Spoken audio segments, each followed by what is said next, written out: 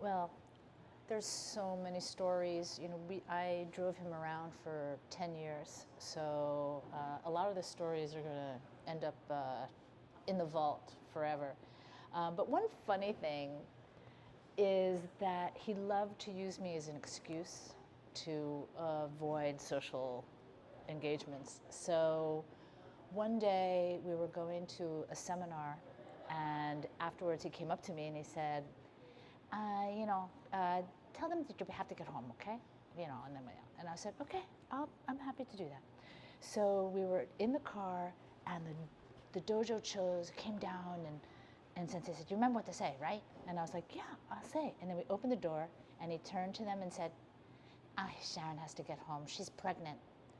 And that is how he announced my pregnancy to my friends and the Aikido world. And then I went speeding off, and they were all like, and then along those lines, we were going to a seminar. He asked me to bring my baby, so he could use my baby. It's like, oh, you know, Sharon has to get home. You know, she has to get back to the hotel. She's got a baby. So it was just like, I was like, Sensei, do you realize you just told everybody that I was pregnant? And he was like, oh, I feel so bad. So that's one of many. What's another good one? Here's another one. Everybody knows how playful he would be on the mat.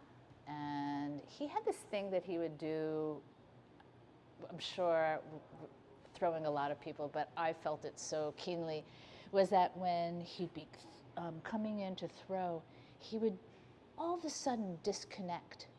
And when he disconnect, I would sort of fall off. I would be in limbo for a second, and then he would come in hot.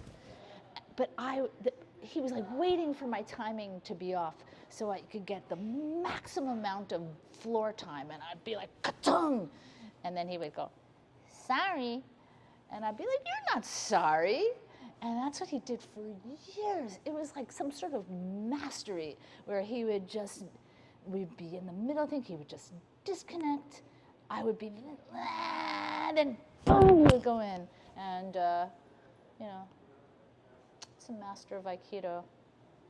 And it was done with joy and good fun and a lot of bruises. Anyway, thank you, Sensei.